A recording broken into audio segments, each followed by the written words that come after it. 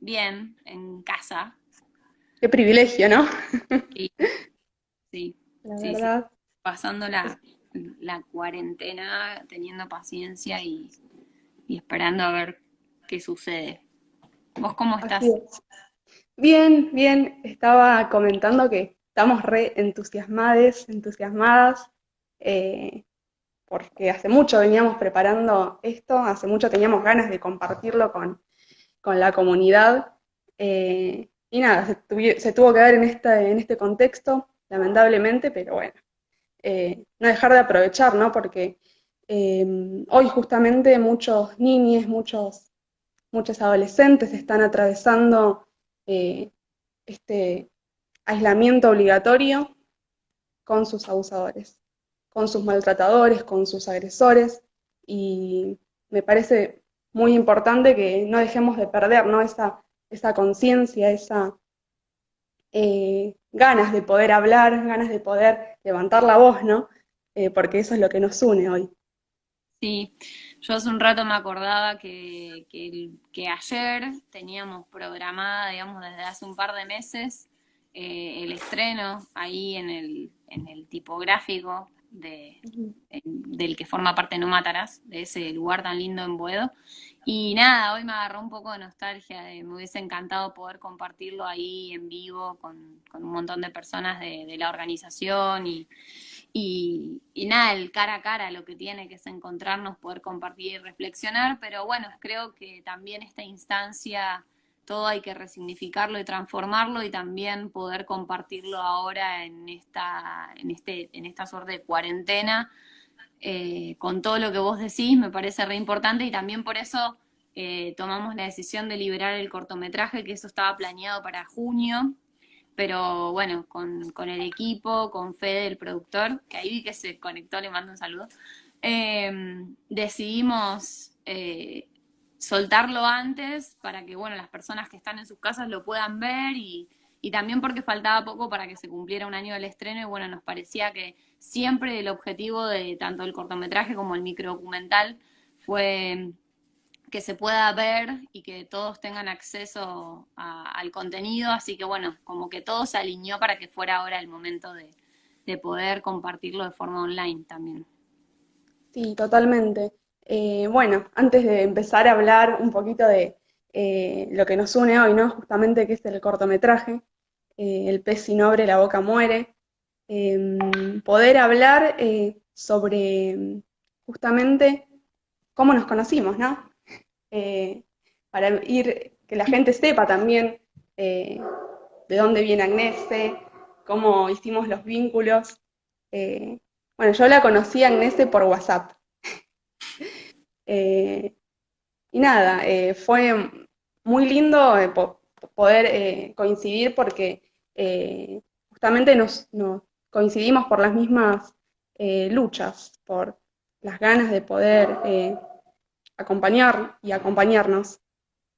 Sí, en realidad me parece que como para contar está buenísimo porque digo, es como sacarle el lado positivo y a la globalización, ¿no? En el sentido de que sí, muchas veces nos desconectan los dispositivos electrónicos, pero muchas veces también nos conectan con personas que vale la pena conocer para poder transitar y visibilizar las mismas causas y tejer redes, que es algo que en lo que yo creo profundamente y el corto también me ha servido para transitar eso y darme cuenta que la forma de generar un impacto en varias personas es poder tejiendo redes, ¿no? Nadie se salva solo, más en este momento, está súper claro eso Nadie. y está bueno recordarlo y también con la problemática de la que vamos a hablar ahora, que es el abuso sexual contra las infancias, nadie se salva solo, ¿no? Es como necesitamos cuidar y velar por esos niños. Sí, más linda la definición de tejer redes imposible, ¿no? Porque cuanto más hablando de este tipo de maltrato, eh, porque justamente decíamos al principio que ayer fue el Día Internacional contra eh, el maltrato hacia las infancias, día de lucha, pero Sí, que a nosotros nos une todos los días, ¿no? Esta lucha, no tan solo recordar que ayer fue ese día que existe para que concienticemos y sigamos creando conciencia, pero tener en cuenta, ¿no? Que hablamos hoy de abuso sexual. Eh, y el abuso sexual tiene que ser considerado, o es considerado por aquellos que se abocan a la materia, una consideración separada del resto de las tipologías de maltrato que existen, no porque las demás no sean aberrantes, sino porque esta justamente es una de las más invisibilizadas, ¿no? Así que me parece muy importante que, bueno, empecemos hablando de eso y que vos nos cuentes entonces cómo fue que nació todo esto, cómo decidiste justamente trabajar en esta problemática, porque habiendo tantas cosas, ¿no? Como vos, profesional del cine, grosa, eh, ¿por qué justamente abordar esto que es tan complejo? Bueno, un poco también lo que decís, lo que empezaste diciendo está buenísimo porque es el 5 de abril y ese son 2 días que tenemos que seguir visibilizando, que todavía no tienen tanta, o sea, digamos, se sabe, pero no están tan instalados y son los 2 días súper importantes para las luchas que tienen que ver con los derechos de las infancias. Y bueno, por eso íbamos a hacer la proyección ayer ahí con ustedes en Buenos Aires, no se pudo por estas características de las que estamos hablando, lo que estamos viviendo. Pero bueno, eso está, lo que estoy diciendo está hiper conectado con la matriz de este proyecto que nace con la necesidad y la urgencia de hablar sobre los derechos de las infancias y sobre los derechos vulnerados de las infancias, como es el delito del abuso sexual contra Totalmente. la infancia.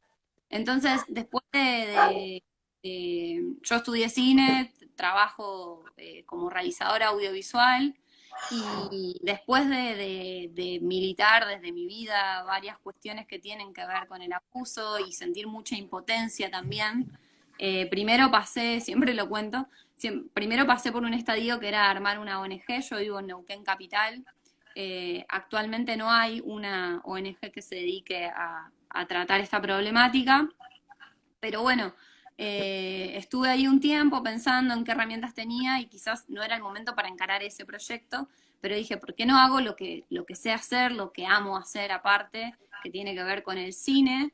Y bueno, y hasta que me animé, empecé a escribir un guión, armé un equipo técnico, los chicos de la productora donde trabajo, Frater, me dieron el ok para poder realizarlo, y ahí se sumó Fede Bolan, que es el productor, y ahí empezó como este viajecito que fue muy orgánico cómo creció el proyecto, empezó siendo una ficción, que es lo que es una de las partes del Pez y no abre la boca muere, es una ficción, pero después se sumó también el compañero Juan Sabio, que es realizador audiovisual, y decidimos hacer una pieza que pueda acompañar al Pez, no desde la ficción, sino desde el documental, porque entendimos que íbamos a tener a los y las espectadoras 15 minutos con nosotros.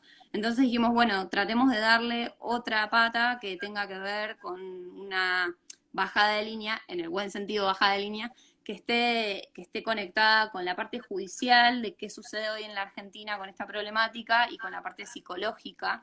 Y sobre todo porque queríamos visibilizar cuáles eran las señales que dan los niños y niñas cuando están sufriendo esta vulneración de derechos y esta Totalmente. violencia absoluta. Entonces nace Totalmente. así, de esa forma, nace de una urgencia, un deseo de comunicar, nace también como una denuncia, digamos, desde lo audiovisual. El cine es un espacio para habilitar la palabra y bueno, por suerte un montón de gente maravillosa se sumó al proyecto, entre ellos Laura Escurra, que nos dijo que sí para ponerle cuerpo al personaje de la mamá. Y bueno, todo el equipo técnico que es maravilloso, son neuquinos y neuquinas y también amigos y amigas de Buenos Aires que se sumaron. Y bueno, nace así, de esa forma, como también de ser un grito en el silencio, ¿no? Porque muchas veces, por suerte, ahora en los últimos años, con todas las luchas sociales que se vienen dando, las luchas de las mujeres, también las luchas por las infancias empiezan a cobrar mayor visibilidad y me parece fantástico porque los niños son los sujetos más vulnerables de nuestra sociedad, los más desprotegidos, y me pareció urgente. Entonces, así es como nace. Y después, bueno, fue creciendo, que eso fue muy lindo. Totalmente. Retomo algo de lo que decías, ¿no? De poder hablar de esta problemática como el delito que es, ¿no? Porque hace siglos, o sea, nunca se lo cuestionó. Fue algo que estuvo siempre totalmente normalizado. Eh, Me gusta algo de lo que dice la psicóloga que participa del micro documental, que es re importante porque encima te felicito porque la verdad que eh, elegiste muy bien. Hoy hay muchas profesionales que lamentablemente como que no saben cómo pararse frente a una problemática tan difícil de abordar, ¿no? Y me gustó algo que dijo ella, que el abuso sexual es un botón de muestra de esta sociedad capitalista y patriarcal en la que vivimos, y me gustó mucho eso, ¿no? Como una definición de a lo que se somete a las niñas y adolescentes a transitar, a vivir, ¿no? Ser sujetos totalmente dominados por parte de estas figuras que deberían proteger sus derechos. Es muy importante que hablemos en estos términos, ¿no? En términos de sujetos de derecho, porque los niños y las niñas son sujetos de derecho. Eh, Recién en el año 2005 se sancionó la ley de protección integral de sus derechos. Sí, y Y la Convención de Derechos del Niño tiene 30 años nada más, es muy poco. Es, sabes que estaba pifiando algo y desde que se sancionó, o sea, desde que se redactó la Declaración Internacional de los Derechos del Niño, que fue en Ginebra, pasaron 82 años para que acá en Argentina se sancione una ley nacional que sea totalmente puesta en reglamentación. Y es muy interesante hacer hincapié en eso, porque se supone que desde ese momento que fue trascendental, hubo un cambio de paradigma, ¿no? Pero justamente en la sociedad también adultocéntrica en la que vivimos es muy difícil poder entrar en la cabeza o hacer que la gente haga un clic, ¿no? ujú. Eh, Sí, me parece que lo importante es visibilizar, quizás realmente las cifras son muy graves. La Organización Mundial de la Salud declaró el abuso sexual contra las infancias una pandemia. Ahora que estamos viviendo una, quizás podemos entender lo que significa una pandemia. La diferencia es que para esta no existe ninguna vacuna, más que la educación sexual integral, eh, como herramienta para que los niños y niñas sepan de qué se trata y todas las herramientas que le tenemos que dar, ¿no? es muy Eh, importante, sí. Otra cuestión, Hablar. sí, hablar, habilitar la palabra, que se puedan expresar y que también, aparte de que puedan hablar, que haya alguien dispuesto a escuchar, que es algo que también Susana Toporosi, que es quien nos acompañó en el microdocumental junto a Carlos Rosansky, el ex juez, los dos lo remarcan muy bien, pero es muy importante tener una escucha y una observación activa, porque tampoco de nada sirve que un niño hable si no hay alguien que va a estar ahí para escuchar y para accionar, sobre todo, y ponerle el cuerpo a algo que es muy difícil de sobrellevar y de acompañar también, porque es la realidad, ¿no? Pero cuando un niño está siendo vulnerado hay una urgencia y lo que importa es el derecho superior del niño o de la niña.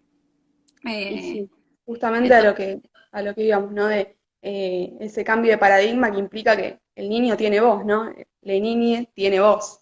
uh-huh, sí, totalmente. Eh, y es, bueno, también elegimos, vos decías recién que habíamos elegido a Susana, realmente ella escribió un libro que se llama En carne viva, que por acá lo tengo ahora, capaz lo pueda buscar, igual en el microdocumental se ve bastante el libro, lo recomiendo mucho, es de la editorial Topía. Yo leí ese libro cuando estaba escribiendo el guión, un poco investigando y reforzando que lo que estábamos escribiendo desde la ficción era así en la realidad. Ella es psicóloga y se dedica especialmente a esta problemática, tiene un observatorio en la UBA de abuso sexual contra las infancias. Y bueno, enseguida dijo que sí cuando la contactamos y le contamos como la idea principal del proyecto, que era visibilizar. Y lo mismo con Carlos Rosansky, que también lo quiero mencionar a él porque vos hablas de los cambios de paradigma Es un y grosso. él que esto no se menciona en el microdocumental, pero yo siempre lo cuento porque me parece una bisagra en nuestro poder judicial, en nuestro sistema judicial. Él fue quien escribió la ley para que los niños y niñas no tengan que presenciar los juicios contra sus victimarios. Y eso no es algo menor, no sucede en todos los países. Argentina, como digamos, es algo muy, muy importante. Él, él tardó 5 años en escribir esa ley y 5 años más en que esa ley fuera promulgada. Y él la escribe a raíz de vivenciar una experiencia de injusticia en un juicio donde se encontraba con dos colegas y uno de sus colegas victimizó en vivo e indirecto a una víctima. Entonces él dijo, ¿qué puedo hacer? Tengo que sacar, como el sistema judicial va a tardar en cambiar y hay que hacer como una depuración muy compleja, ¿no? Porque tenemos fallos judiciales que son inaceptables, como el de Lucía Pérez en Mar del Plata, o sea, Por eso se considera que este delito del abuso sexual debería ser un delito más de lesa humanidad. ¿Por qué? Porque uh-huh. el Estado, el aparato judicial, que se supone que es el que debería bregar por los derechos de las niñas, no lo está haciendo. Sí, Es clave lo que contás para poder hablar también de cómo funciona eh, el sistema judicial cuando una víctima va a denunciar este delito que es aberrante y que se encuentra totalmente desamparado.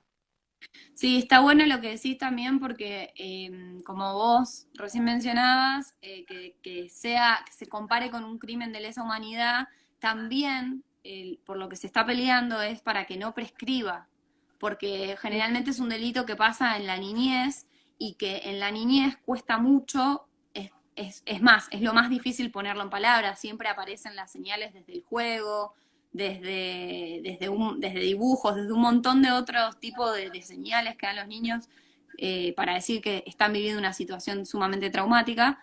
Pero entonces se está peleando por esa no prescripción, porque la verdad es que las víctimas hablan cuando pueden, no cuando quieren. Esto también está bueno decirlo, Claro. eh, Es el mito porque que, ¿por qué no habló antes, no? tal cual, ¿por qué no habló antes? ¿Por qué entonces no lo contó antes? ¿Por qué lo cuenta a los 30 años? Y porque antes no pudo, antes no tuvo las herramientas, no tuvo la fuerza, digamos, es muy fuerte O alguien pasar. que le crea, porque a la mayoría de las sobrevivientes hoy adultas de abuso sexual en la infancia no les creen. Y es Sí, muy doloroso eso.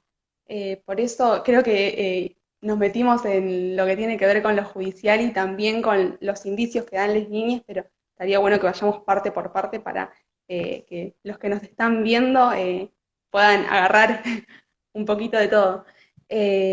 Sí, hablando de por qué la víctima no denunció antes, porque justamente es re importante lo que vos decís sobre la prescriptibilidad del delito de abuso sexual en las infancias. En el 2017, igual le estoy errando con los años seguro, está la ley Piazza que dice que los delitos no prescriben, que la víctima puede denunciar cuando quiere, y hay como una trampa ahí, porque en el 2017 se volvió a reformular la ley que tiene que ver con justamente que los delitos no prescriban, que es la ley del derecho al tiempo de las víctimas, ¿no? Que cada víctima tiene su tiempo ujú. y el respeto que hay que tener por ese tiempo. Y cuál es el dilema que esta ley solamente o sea, pueden denunciar a partir de que el delito transcurre. O sea, yo voy a denunciar y a partir de ahí se aplica, ¿no? Este periodo que hay para poder denunciar y para que el delito no prescriba. Pero justamente la ley se sanciona en el 2017 y todas las víctimas, todas las personas que están hablando y sus delitos pasaron antes de que se sancionó la ley, no aplica para esas personas. O sea que los delitos a partir del año que se sanciona la ley, a partir del año 2017, esas personas pueden acceder a ese beneficio, a ese derecho. Y es muy injusto, muy injusto. Por eso quiero nombrar a las compañeras de la campaña contra la prescripción de los delitos de violencia sexual, porque es muy importante que podamos tomar conciencia y poder militarlo, ¿no? Porque es doloroso tener que hablar y enfrentarte a este sistema judicial que prácticamente las vuelve a revictimizar. Ujú. Sí, sí, sí, sí, totalmente. Nosotros cuando yo estaba estudiando cine hicimos un spot de bien público que hablaba sobre la modificación a partir del caso Piazza. Y bueno, a partir de ahí yo ya estaba con la idea, eso fue en el 2012, si no me estoy equivocando. Yo ya estaba con la idea de hacer algún proyecto que tenga que ver con visibilizar y empezamos por una campaña de bien público que tiene otro objetivo, que está buenísimo también. Eh, pero bueno, sí, como vos decís, digamos, es una lucha que se tiene que llevar a cabo porque a veces personas adultas de hasta 60 años recién pueden hablar de lo que les sucedió cuando eran muy chiquitos, niños, niñas. Entonces, sí, me parece sumamente importante. O alguien que lo pueda poner en palabras en su juventud, que lo ha vivido de niño, niña, y que también es importante destacar que quizás esa persona que fue su victimario sigue cometiendo el mismo delito hoy con otros niños y niñas. Totalmente, Eso, totalmente. por eso no solamente para reparar de alguna forma la injusticia que se cometió contra la víctima, sino también es una forma de prevención y de concientización porque no sabemos si esa persona lo volvió a cometer el mismo delito. Por eso es muy importante la ESI, ¿no? Poder implementar políticas públicas, exigir que haya políticas públicas para que se aplique como se tiene que aplicar en todos los colegios, en todos los colegios de tanto índole pública como privada, porque justamente es una herramienta clave para que todas las niñas que no pueden hablar porque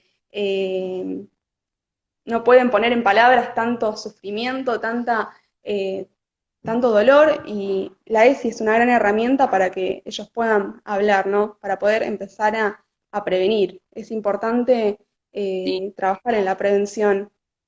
sí, sí. ¿Están Bueno, escuchando? Sí, la ley de educación sexual integral existe desde el 2006 en la Argentina. No en todos los establecimientos se cumple, lamentablemente. Me parece que es elemental porque teniendo en cuenta que en el 80% de los casos los delitos contra niñas se cometen en el vínculo intrafamiliar, digamos, la institución de rescate que va a tener ese niño o esa niña va a ser probablemente su ámbito educativo, ¿no? Su escuela, su sí, colegio.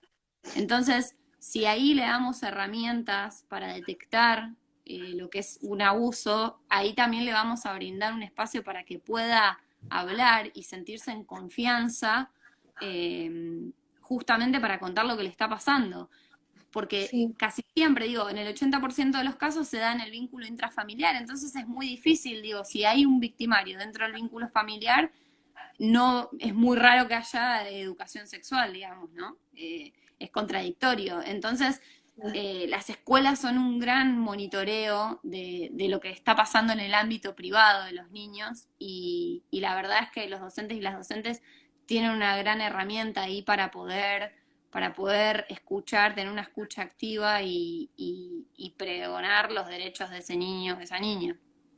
sí. Es clave lo que vos estás diciendo también, porque hoy en este contexto de cuarentena que estamos viviendo, eh, no sé si sabías que disminuyeron un 40% las denuncias por abuso sexual y por maltrato en las infancias, y justo hoy estamos en cuarentena y el lugar donde las niñas tienen la posibilidad de poder hablar es en los colegios justamente, y Ujú. aquellas eh, docentes, aquellos profesores que pueden brindar una mano, pueden extender una mano, son de donde justamente vienen las denuncias y pueden realizarlas los niños en el lugar donde se sienten contenidos, ¿no?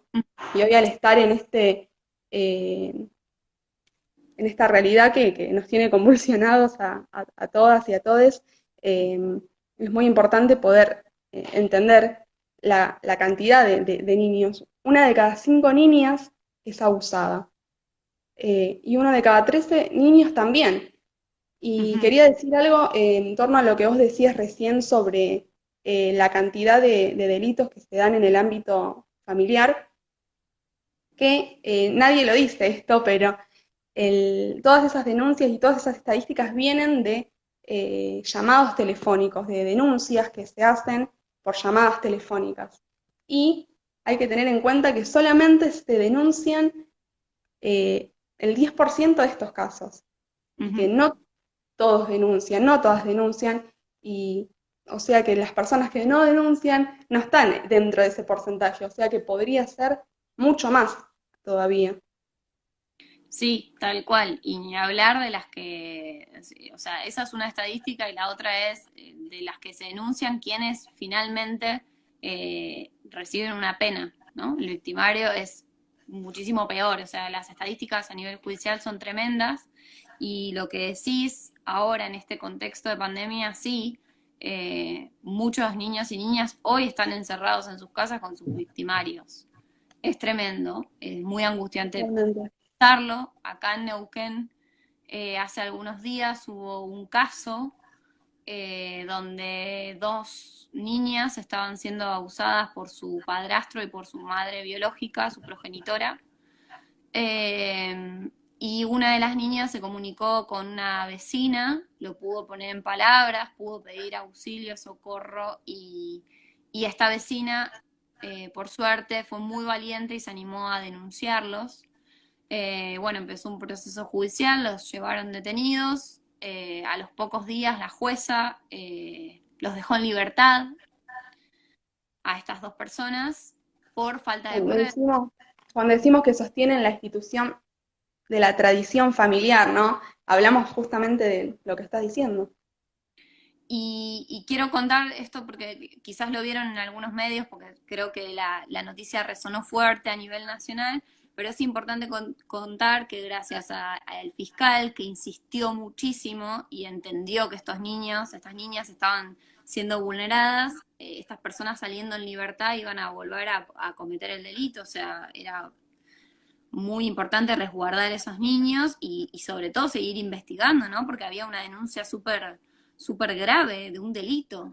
Y bueno, también los vecinos del barrio hicieron, aún estando en pandemia, se concentraron en la plaza del barrio cumpliendo con las medidas de seguridad, con los barbijos y demás, y estuvieron visibilizando lo que estaba pasando, digamos, y gracias a ese movimiento que hicieron los vecinos, esa presión que ejercieron, y gracias también a la insistencia del fiscal, que para mí es de destacar porque digo, jugó un rol importante, la jueza terminó renunciando a la causa y la tomó alguien más, pero bueno, coincide con que es una Justamente, ¿no? Sí. ya tenía Bien. otras cuestiones similares, otras actitudes similares de favorecer a victimarios, ¿no? Entonces, bueno, cuando hablamos de que hay una cuestión en el Poder Judicial grave, digamos, hay que ay, no me sale la palabra, pero como Desentramar. desatar este ovillo, Desentramar. sí, Claro. gracias, como desarmar este ovillo y que las mismas personas puedan ponerse, me parece genial que la sociedad pueda visibilizar y pueda desnaturalizar la impunidad. Es decir, hay Total. un fallo totalmente aberrante, bueno, nosotros, sociedad, pueblo, nos ponemos a movilizarnos y a visibilizar. A veces uno dice, uy, pero una marcha, uy, pero una manifestación no sirve para nada. Bueno, a mí me parece Sirve. que sí, que cuando hacemos correr la voz hay una presión ya que el pueblo puede ejercer y que se empieza a revertir todo, ¿no? Porque una estructura que nos decía antes de que no, de que la justicia era la voz, digo, ahora el pueblo empieza a empoderarse y empieza a decir, bueno, esto es totalmente injusto, acá hay una violación de derechos, acá hay niños y niñas en peligro, entonces, ¿qué hacemos, no? Eh, para mí, para mí es el camino y ahí también hay que tejer redes, me parece. Esa es como la organización colectiva. Eh, Totalmente. de Quizás hecho, no. Sí, sí. Vale. no, que recuerdo que cuando fuimos a Buenos Aires a grabar el microdocumental, las entrevistas a Carlos y a Susana con Juan Sabio, que es el realizador, que trabajó con nosotros en esta parte del microdocumental, nosotros llegamos el día de la manifestación por el fallo del juicio de Lucía Lucía. Pérez. Y recuerdo estar en la Plaza de Mayo con un montón de personas. Lamentablemente los victimarios de ella solamente tienen una causa por tenencia de drogas, pero digo, ojalá eso se revierta y esa causa se siga visibilizando como todas las injustas, pero ya hay un pueblo que sale a la calle y que visibiliza, ¿no? Lo mismo con la cantidad de femicidios que también estamos teniendo, me parece re importante. Estamos hablando de niñez, pero es algo que va muy de la mano, las dos luchas, la lucha de las mujeres. Tener la cantidad Totalmente. de femicidios que tenemos en esta cuarentena es totalmente aberrante, y también ahí hay una alarma de una emergencia, que necesitamos más recursos, necesitamos más profesionales atendiendo toda esa cantidad de casos, y también prevención, ¿no? Desde las adolescencias, de lo que es un noviazgo sin violencia. Eh, Necesitamos realmente el acompañamiento del Estado, y necesitamos que las personas empiecen a darse cuenta del poder que tenemos nosotros como ciudadanos, de decir, este fallo nos parece injusto. Me parece que la organización colectiva y los reclamos no son en vano, no lo son. No, totalmente. Y justo estamos hablando de cómo actúa la justicia, ¿no? Es importante mencionar el inexistente síndrome de alienación parental. Es una herramienta muy horrorosa que usan algunos jueces y algunas juezas.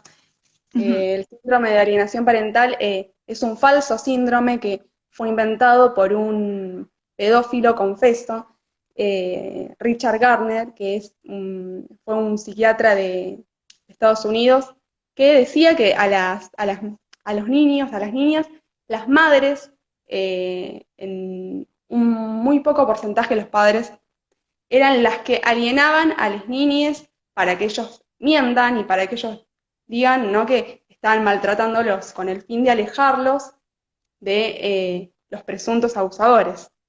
Este síndrome fue desestimado por todas las asociaciones de psicología mundial, y muy lamentablemente algunas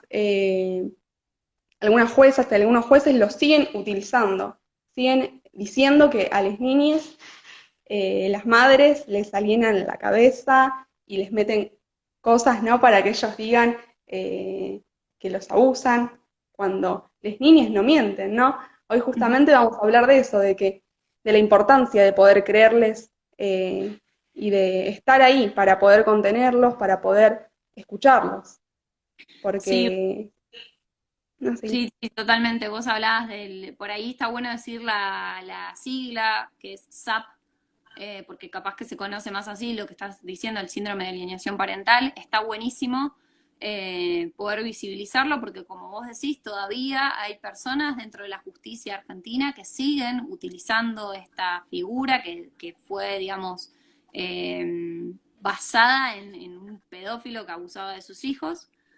Y lo importante es que los niños no mienten, que los niños no tienen posibilidad de mentir. Eh, Esto lo explica justamente la psicóloga en el Re bien microdocumental, lo explica. Sí. bastante bien, está muy explícito, pero me parece buenísimo decirlo, y también destacar que las denuncias falsas son un porcentaje súper bajo que hay, pero que es súper bajo el porcentaje, y que claramente cuando hay un profesional de la salud mental, un psicólogo, una psicóloga haciendo entrevistas a ese niño, a esa niña, ese relato se cae, digamos, o sea, no hay forma de no detectarlo. Entonces, ya es como que si hay un niño que está expresando una situación, fíjate que con el robo, cuando vos vas a denunciar un robo, no se presume que vos estás mintiendo sobre si te robaron o no. Pero cuando un niño va acompañado a su madre a denunciar un abuso sexual, sí se presume, hay una sospecha de que quizás no es verdad. Es terrible, porque está comprobado desde la psicología que no tienen las herramientas para mentir en torno a una sexualidad a la que no No tienen conocen, digamos. conocimiento. Entonces esto es re importante decirlo, que siempre hay que creerle al niño. En Argentina hace poco hubo un caso de una niña que sus padres no le creían y que a través de las cámaras de seguridad que sus padres instalaron pudo desenmascarar y visibilizar lo que su tío le estaba haciendo, digamos, Es porque sus padres terrible. no querían creer. Entonces, esto de ver para creer, ¿no? No, a los niños hay que creerles enseguida que hay una señal, ni siquiera una palabra, porque esto también es importante decirlo, les cuesta mucho ponerlo en palabras, es raro que eso suceda. Primero van a dar indicios, señales, cambios de comportamientos. Bueno, esto es algo que también está bastante profundizado en el microdocumental, pero me parece importante decirlo porque cuando vemos que algo está sucediendo que rompe con la normalidad, bueno, ese es el momento de encender la alarma, frenar y activar todos los mecanismos que tengan que ver con el cuidado de ese niño, esa niña. Ni hablar si dicen que quieren ver a alguien, por ejemplo, ¿no? Que a veces uno insiste, pero saluda al tío, saluda al abuelo. Eso también es, digo, no es para crear una paranoia sobre esto, pero sí para dar herramientas, porque muchas veces los padres, madres o quien sea que esté acompañando en la crianza a ese niño o esa niña no tiene estas herramientas y son las que nos ayudan a abrir los ojos de que algo puede estar sucediendo. Totalmente, y activar la escucha es fundamental, porque a estos niños que no les creen, vos estás diciendo que o sea, no pueden poner en palabras algo tan doloroso, y cuando no lo pueden poner en palabras, dan un montón de indicios. Su cuerpo es el que comienza a hablar. Hay una parte si me permitís decirla, ¿no? En el corto que dice que en el silencio invisible de su trauma, un niño da señales de que algo no está bien. Ujú. Comienzan a dar señales. Sus comportamientos van cambiando. Lo primero que podemos empezar a ver son los trastornos en el sueño, enuresis, encopresis, ¿no? Si van a buscar el microdocumental, Susana lo explica perfectamente. Empezar a prestar atención, porque quizás decimos, bueno, pero a mí me da cosa hablar con las niñas sobre esto. Y bueno, busquemos las herramientas, busquemos por qué lado agarrar, ¿no? Y hablar, porque hablando podemos evitar un montón. Hay una compañera activista de España que dice, cada abuso que evitamos son muchas vidas que salvamos. Ujú. Sí, Y es clave. y algo que vos decís que es cierto y con el transitar de este proyecto me he ido dando cuenta es que a veces los adultos y las adultas se paralizan cuando hay que hablar de abuso sexual contra las infancias con niños y niñas. Y hay una suerte de temor de cómo hablo, pero hay como todos los temas que tienen que ver con la sexualidad, lamentablemente todavía hay una cuestión de Un mucho miedo, tabú tabú y también. todo, y lo más peligroso, de silencio. Entonces, el silencio construye un muro que es muy difícil de derrumbar después, ¿no? Entonces, qué importante poder hablar, o sea, y otra cosa re fundamental es que para los niños y niñas es mucho menos complejo de lo que nosotros pensamos entenderlo. O sea, el miedo lo tenemos los adultos y las adultas de hablar. Ellos están me encanta pensar que los niños y niñas son seres íntegros. Entonces hay un montón de cuestiones que ellos no tienen y que para ellos es mucho más fácil y obviamente hablando siempre con la pedagogía que hay que hablarles y también podemos consultar a profesionales para hacerlo. O sea, hoy por hoy hay un montón de herramientas, me parece que usas para hablar para habilitar la palabra, pero digo, si tenemos temor, no sabemos cómo encararlo, bueno, también podemos acudir a profesionales o libros que nos puedan abordar. Pero lo más importante es combatir el silencio. Lo mismo digo, tanto en el abuso sexual como también en la sexualidad en sí, digamos. Que no solamente la ESI se aplique en las instituciones, sino que también se hable en casa de una sexualidad sana. Esto Eh, viene desde nuestra tradición judeocristiana, ¿no? De asociar el sexo con pecado, el tabú sobre la sexualidad. y por qué Sí, esta problemática es tan milenaria, ¿no?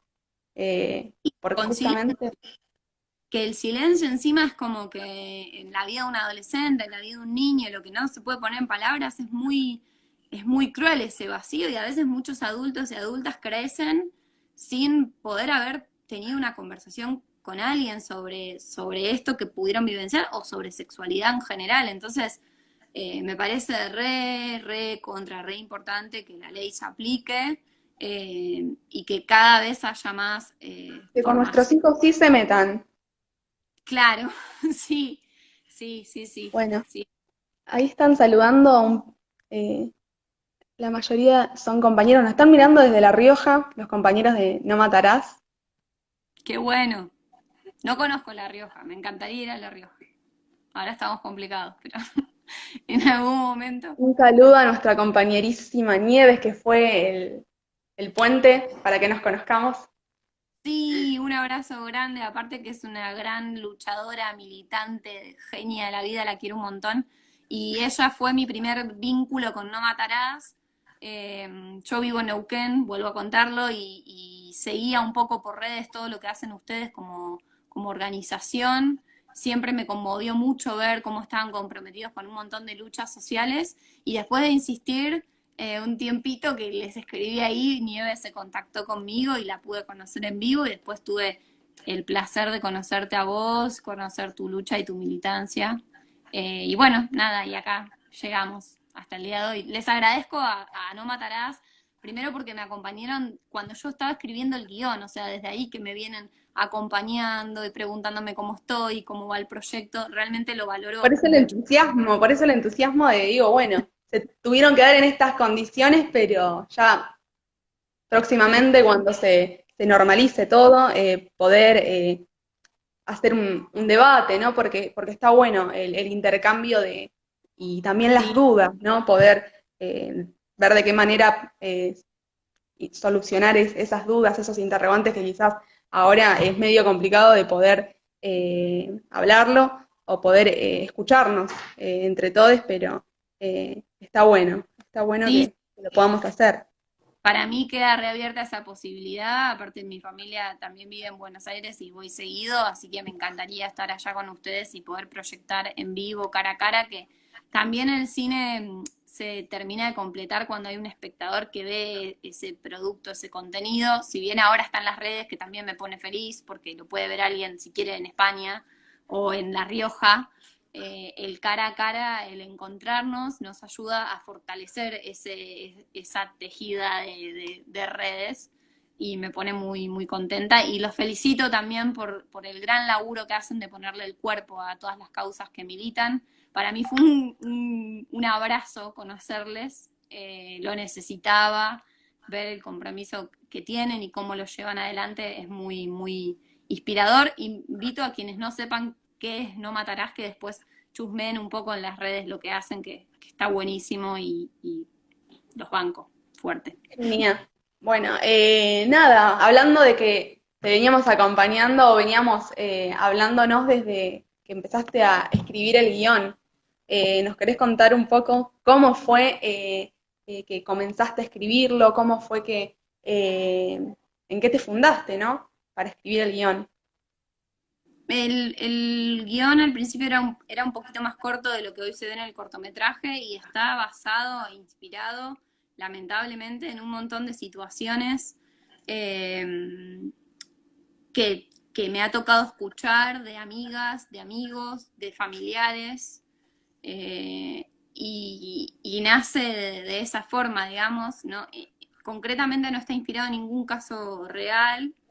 Eh, sí, hay una frase que dijo una víctima que a mí me quedó resonando fuerte y desde ahí construí mucho de la metáfora que se utiliza en el cortometraje, pero bueno, fue cuestión de perderle el miedo a la hoja en blanco y que a veces nos pasa desde la realización audiovisual de cómo cuento esto.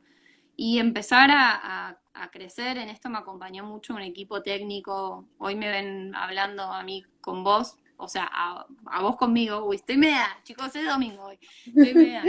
Eh, pero hay un montón de gente que me acompañó y que me acompaña en este proyecto y que lo sigue tomando y que se fue reformulando y fue una construcción colectiva, ¿no? Desde el guión, yo lo escribí, Juan Sabio fue el asistente de guión, pero todo el equipo técnico tuvo acceso también, las charlas de preproducción eran charlas de preproducción, pero también eran charlas de concientización, porque lamentablemente dentro del equipo había personas que habían vivido estas situaciones.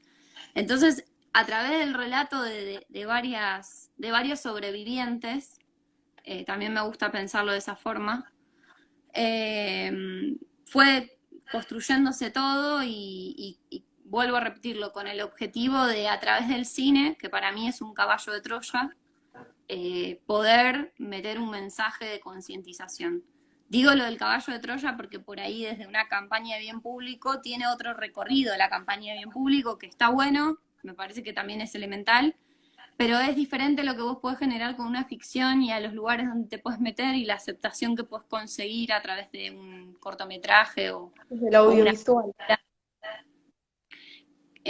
Y me gusta pensarlo de esa forma, ¿no? Porque la ficción, hoy en cuarentena, todas las personas, o casi todas las que tienen ciertos privilegios, que tenemos ciertos privilegios, nos podemos quedar en casa y tener un dispositivo para ver contenido, lo estamos haciendo. En algún momento de estos días algo vimos, y si eso que vemos nos puede dejar pensando o reflexionando, o nos puede hacer caer una ficha, para mí mucho mejor.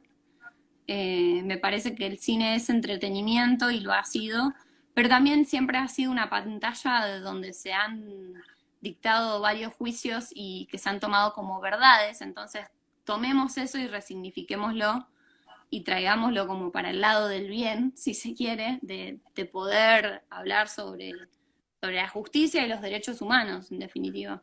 Totalmente, y de los niños, ¿no? Y de las niñas que muchos dicen, muchas que son el futuro, ¿no? Pero, ¿qué estamos haciendo? Yo digo, ¿qué estamos haciendo por lo que tenemos cerca, ¿no? Por aquellas niñas que están pasando por estas situaciones, porque eh, están sucediendo, aunque creamos que no, aunque pensemos que esto siempre fue un tabú y que no hay que hablarlo, ¿no? Porque es una problemática muy fuerte y dolorosa, pero es necesario poder empezar a hablar, que es el paso primordial, ¿no? Después viene un montón camino a seguir, pero lo importante es hablar. Te quería preguntar, ¿por qué un niño, por qué Mateo? Justamente, si las estadísticas dicen que son más las mujeres Ujú. las que sufren esta Sí. problemática. Primero, traer un poco lo que recién decías. Para mí los niños no son el futuro, los niños son parte de nuestro presente. Y en cuanto tengamos niños sanos hoy, vamos a tener adultos sanos mañana también. Sanos con todo lo que implica la sanidad, que no solamente es a nivel corporal, sino que es mental también. Y me parece que tenemos que hacer lo que sea por defender la salud mental, ¿no? Y bueno, y la pregunta de por qué es un niño y no una niña es que justamente para mí, y bueno, también por las estadísticas, si bien hay mayor incidencia en las niñas, me parece que está menos visibilizado en el caso de los niños y que aún les cuesta más ponerlo en palabras, justamente por todos los tabúes y construcciones que hay sobre la masculinidad y demás, que también le ponemos esa carga sobre la espalda a los niños Los desde que son... mandatos sociales, básicamente, ¿no? Eh, no, no hables porque puede ser que cuando crezca sea homosexual o puede ser que me convierta en un próximo agresor sexual. Sí. eh, y está súper mal eso, porque justamente este tipo de maltrato, que es un maltrato patriarcal, ¿no? Porque se usa para poder dominar, que tienen en la cabeza para poder pensar que un niño, que una niña les pertenece y poder eh, usar esos cuerpos para cosas aberrantes, ¿no? Ujú. Justamente porque vivimos en esta cultura que, y hablando en el caso del niño, me parece fantástico también poder visibilizarlo, porque sí, hay muchos niños, muchos adultos que han padecido esto. Y es importante la visibilización de los dos géneros, ¿no? Ujú. Sí, sí, sí, sí. Incluso cuando hicimos el casting fue convocado para niños, también fueron algunas niñas, todos 45 niños y niñas geniales, maravillosos, talentosos. Y desde esa experiencia pudimos hablar con los papás y con las mamás que los acompañaron a ya instalar desde ahí, desde el casting, pudimos instalar en ellos la problemática y decirles que íbamos a contar una historia con determinadas características. Y bueno, lo de Mateo para mí fue un gran hallazgo que tuvimos con el equipo y mucho aprendizaje también trabajar con él, porque cuando grabamos tenía 8 años, era muy chiquito, pero bueno, desde el principio la condición, digamos, con sus papás era que ellos ya hubieran hablado de esto con él, que supiera lo que era un abuso, y bueno, esas condiciones se dieron y después yo pude trabajar con él, qué le pasaba a ese personaje, qué situación estaba viviendo, y él lo comprendió mucho, por eso digo que quizás mi temor a la hora, cuando tenía ya el guión en la mano, era, bueno, ahora tengo que dirigir a este niño, y ahí está lo fuerte y difícil como directora de hablar de un personaje que está siendo vulnerado, pero no a un adulto, sino a un niño. Bueno, esa instancia, digamos, yo también tuve que como vencer el temor y dar un paso adelante y la verdad es que fue maravilloso porque esto que digo, que a veces los adultos nos hacemos un rollo re grande para algo que ellos entienden y que lo pueden interiorizar y bueno, de hecho Mateo en el microdocumental lo dice, ¿no? Él entendió siempre lo que estábamos haciendo y abrazó el proyecto que a mí me da mucha ternura y me inspira mucho también como adulta a decir, si un niño lo puede comprender y puede abrazar esta causa, ¿cómo no lo va a hacer un adulto, una adulta, ¿no? Eh, es muy, es muy conmovedor y valioso aprender de los niños y romper ese adultcentrismo del que estábamos hablando, de que sea un enseñaje, ¿no? Nosotros les enseñamos, pero aprendemos de ellos y ellos exactamente lo mismo, o sea, enseñan y aprenden, ¿no? Me parece que si empezáramos a mirar el mundo desde esa perspectiva, ya los niños no serían el futuro, sino que empiezan a ser parte del presente, que es lo que son, viven, son sujetos de derecho, están acá. eh, es como importante ese Sí, punto, creo. adhiero a todo lo que decís, es clave poder prestarles atención, escucharlos, darle las herramientas, porque no son más objeto de protección como lo eran antes, de que sean sujetos de derecho, este cambio de paradigma del que venimos hablando, ¿no? Tienen voz, merecen ser escuchados, merecen que les demos toda nuestra atención, porque tienen necesidades básicas y derechos por los cuales nosotros tenemos que hacer un clic, ¿no? Y decir, bueno, basta, si a mí me criaron de una manera, fue antes, ya está, ya pasó. Como vos decís, son el presente. Así que bueno, ¿dónde puedo encontrar el corto para verlo? Creo que ya se nos está acabando el tiempo, ¿no? Por la Sí, hora por y eso te media. pregunto esto que es re importante y Bueno, sí, se me está acabando el tiempo. genial. Para todas aquellas personas que lo quieran ver y que lo quieran replicar, las invitamos y los invitamos a que lo busquen en www.elpezinoabrelabocamuere.com. Esa es la página web del cortometraje. Ahí van a encontrar un link directo a YouTube que los va a llevar a los dos contenidos. Si no, directamente lo pueden hacer en YouTube poniendo el título del corto.